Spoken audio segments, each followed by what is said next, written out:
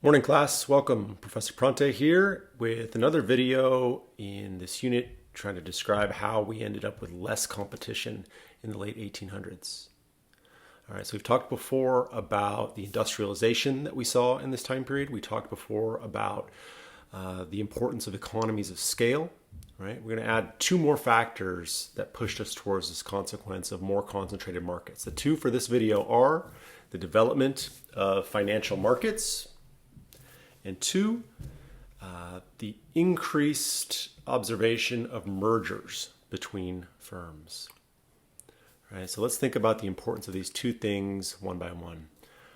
First up, when I'm saying that we're seeing the development of financial markets, what that's referencing is an increased ability of firms to go out and borrow money. It was in the late 1800s where the banking industry really started to take off. A big name that you should know from this era is J.P. Morgan, which is probably a name you guys have heard before. J.P. Morgan had a really important role both in the development of the banking industry, but also by exerting influence over a whole bunch of firms throughout the American economy at the time. One of the practices that J.P. Morgan would undertake was to try to buy influence on different firms by either getting himself on the board of directors of some firm or to have one of his employees, someone who was connected to him in some way. And so this process was called Morganization, wherein J.P. Morgan and people with him were trying to essentially control lots of leading firms throughout the American economy. And so, of course, that leads to less competition if you've got one person who is exerting all this control. It's approaching a situation, well, it has influences that are somewhat similar to a monopoly. So we saw this Morganization where one person is having influence in lots of markets.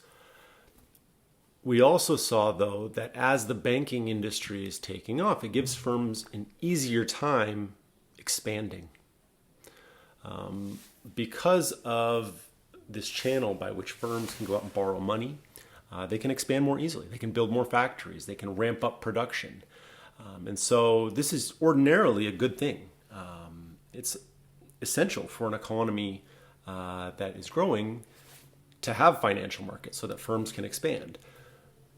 But in the episode that we're talking about here, we can see some of the consequences of that as well, which is that those firms that are off to an early advantage can expand, take better advantage of economies of scale, and by doing so, make life difficult for smaller firms. Okay. So all in all, then, we're seeing J.P. Morgan and the development of financial markets leading to less competition. Right? I think I've said that a million times. That's the theme here in this chapter. Second area by which we saw less competition in the Second Industrial Revolution was through mergers. So a merger is just some situation where you have two firms who initially are distinct and separate businesses. They're competing against one another, and they decide to stop that way of being organized and to become one. There's not much important distinction between thinking of it as two firms teaming up or one firm buying another one. The end result is that there used to be two and now there's one. And so from the perspective of evaluating competition in the market overall, we see the same thing. There's less competition. And so this time period was characterized by extensive mergers of firms coming together. When considering mergers, it's important for you guys to know that not all mergers are the same. The relationship between the merging firms can differ. One possibility is the existence of something called a horizontal merger. And what makes it such is that with horizontal mergers, you have two firms who were in similar stages of the production process, meaning that they're competitors.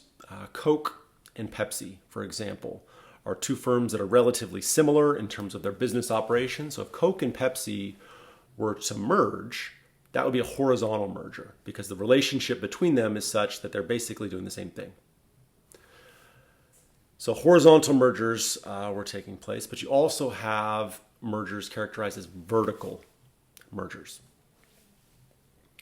What makes a merger vertical is that the two firms that are becoming one are at different stages of the production process.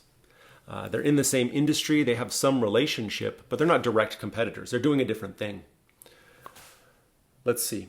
A somewhat recent example of a vertical merger would be to look to Whole Foods and Amazon. I don't know, a year or two ago, Amazon purchased Whole Foods. Whole Foods is now a subsidiary owned by Amazon.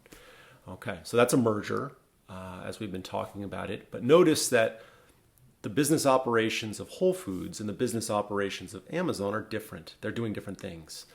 And so that's vertical in nature. Alternatively, if a restaurant were to merge or buy a local farm so that they could use all that food in their restaurant, they're buying up a supplier essentially. That's a vertical merger, isn't it? Because they're both somewhat related in the same industry of selling food to people, but a farm is not competing directly with a restaurant. And so in mergers like this, they're not going against each other, they're related in some other way. That would be a vertical merger. Okay.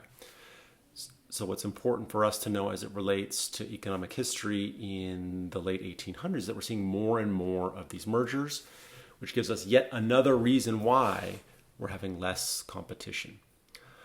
In our next video, we're going to start talking then about what the government did to push back against that. What sort of laws were enacted to ensure that we're getting enough competition. See you in the next one. Bye.